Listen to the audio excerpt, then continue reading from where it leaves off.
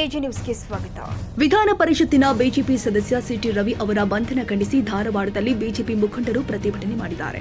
ಧಾರವಾಡದ ಜಿಲ್ಲಾಧಿಕಾರಿ ಕಚೇರಿ ಎದುರು ಜಮಾಯಿಸಿದ ಬಿಜೆಪಿ ಕಾರ್ಯಕರ್ತರು ಲಕ್ಷ್ಮೀ ಹೆಬ್ಬಾಳ್ಕರ್ ಹಾಗೂ ರಾಜ್ಯ ಕಾಂಗ್ರೆಸ್ ಸರ್ಕಾರದ ವಿರುದ್ಧ ಧಿಕ್ಕಾರ ಕೂಗಿ ಆಕ್ರೋಶ ವ್ಯಕ್ತಪಡಿಸಿದ್ದಾರೆ. ಕಾಂಗ್ರೆಸ್ಗೆ ಅಧಿಕಾರ ಶಾಶ್ವತವಲ್ಲ, ಮುಂದೆ ಬಿಜೆಪಿ ಅಧಿಕಾರಕ್ಕೆ ಬಂದೇ ಬರುತ್ತೆ ಎಂಬುದನ್ನು ಕಾಂಗ್ರೆಸ್ ನಾಯಕರು ಮರೆಯಬಾರದು. ಲಕ್ಷ್ಮೀ ಹೆಬ್ಬಾಳ್ಕರ್ ಅವರು ಸುವರ್ಣಸೌಧದ ಒಳಗೆ ಗೂಂಡಾಗಳನ್ನ ಬಿಟ್ಟು ಸಿಟಿ ರವಿ ಅವರ ಮೇಲೆ ಹಲ್ಲೆ ಮಾಡಿಸಿದ್ದಾರೆ. ಈ ಬಗ್ಗೆ ದೂರು ಕೊಡಲು ಹೋದರೂ ಕೂಡ ಪೊಲೀಸರು ದೂರು ತೆಗೆದುಕೊಂಡಿಲ್ಲ. ಸಿಟಿ ರವಿ ಅವರನ್ನ ಬಂಧಿಸಿ ಅವರನ್ನ ಬೆಳಗಿನ ಜಾವದವರೆಗೂ 3-4 ಜಿಲ್ಲೆಯ ಗಡಿ ಭಾಗದಲ್ಲಿ ತಿರುಗಾಡಿಸಿದ್ದಾರೆ.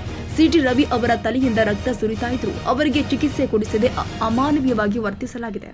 ಅಧಿಕಾರದಲ್ಲಿ ಇರುವ ಕಾಂಗ್ರೆಸ್ ಪಕ್ಷ ಗೂಂಡಾಗಳಿಂದ ವರ್ತನೆ ಮಾಡ್ತಾ ಇದೆ. ಸಿಟಿ ರವಿ ಅವರು ಹೆಬ್ಬಾಳ್ಕರ್ ಅವರಿಗೆ ಅಶ್ಲೀಲ ಪದ ಬಳಕೆ ಮಾಡದೇ ಇದ್ರೂ ಅವರ ಮೇಲೆ ಈ ರೀತಿಯ ಆರೋಪ ಹೊರಿಸಲಾಗಿದೆ. ಉದ್ದೇಶಪೂರ್ವಕವಾಗಿ ದೂರು ದಾಖಲಿಸಿ ಸಿಟಿ ರವಿ ಅವರನ್ನ ಅಮಾನವೀಯವಾಗಿ ನಡೆಸಿಕೊಳ್ಳಲಾಗಿದೆ. ಕೂಡಲೇ ಹೆಬ್ಬಾಳ್ಕರ್ ತಮ್ಮ ಸ್ಥಾನಕ್ಕೆ ರಾಜೀನಾಮೆ ಕೊಡಬೇಕು. ಸಿಟಿ ರವಿ ಅವರ ಮೇಲೆ ಅಮಾನವೀಯವಾಗಿ ವರ್ತಿಸಿದ ಪೊಲೀಸ್ ಅಧಿಕಾರಿಗಳನ್ನ ಅಮಾನತು ಮಾಡಬೇಕು ಅಂತ ಬಿಜೆಪಿ ಕಾರ್ಯಕರ್ತರು ಒತ್ತಾಯಿಸಿದ್ರು.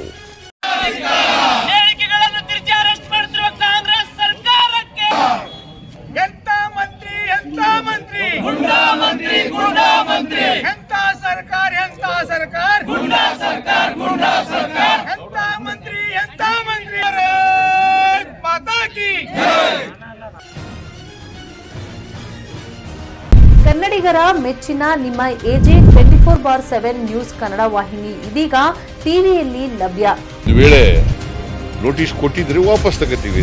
ಇವತ್ತು ವಕ್ಫ್ ಪ್ರಾಪರ್ಟಿ ಅಂತೇಳಿ ಬರ್ತದೆ ಅಂತ ಹೇಳಿದ್ರೆ ರೈತರು ಬೀದಿಗೆ ಬಂದ್ರೆ ಏನ್ ಮಾಡ್ಬೇಕಾಗತ್ತೆ? ಯಾರು ವೋಟ್ ಹಾಕಲಿಲ್ಲ ಅಂದ್ರೆ ಗ್ಯಾರಂಟಿನೆಲ್ಲ ಸ್ಟಾಪ್ ಮಾಡ್ಬಿಡ್ತೀವಿ.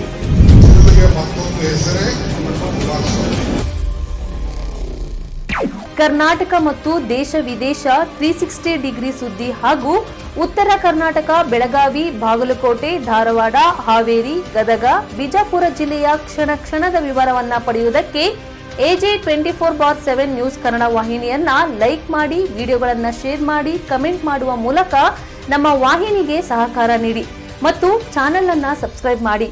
ಧನ್ಯವಾದಗಳು.